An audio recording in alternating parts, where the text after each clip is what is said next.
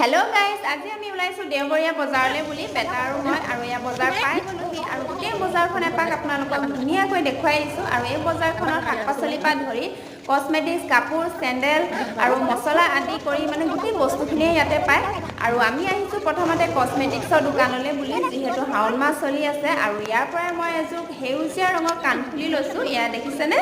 তাৰ পাছতে আমি আহিলো হেউজীয়া ৰঙৰ খাৰু লবলৈ কাৰণে লগতে এটা নেল পলিশ আৰু হেন্দুৰো লৈ ললো যেহেতু শিৱ ভগৱানৰ হেউজীয়া ৰংটো খুবেই প্ৰিয় হয় তাৰ পাছতে আমি আহিলো এফালে ইয়া কালাৰফুল ৰিং পাপৰ লবলৈ কাৰণে আৰু এফালে ইয়া দেখিছেনে হেউজীয়া শাক-পাচলি আৰু এফালে ইয়া ঔটেঙা ললো আদা ললো লগতে তিয়হু লৈ ললো যেহেতু হাউন মাহৰ কাইলে প্ৰথমটো সোমবাৰ হয় আৰু এয়া নাচপতি আৰু আঙুৰো লৈ ললো আৰু বজাৰতে এভাগ শিৱ মন্দিৰ আছে তাতো আমি সোমাই ললো আৰু সোমাই পেলাই আমি আহিলো এফালে ইয়া কলমহাক লবলৈ কাৰণে আৰু বজাৰ কৰি মেলি আমি আহিলো ধতুৰা ফল চিঙিবলৈ কাৰণে আৰু আজি ভিডিওটি ইমানতে সামৰণি মাৰিছো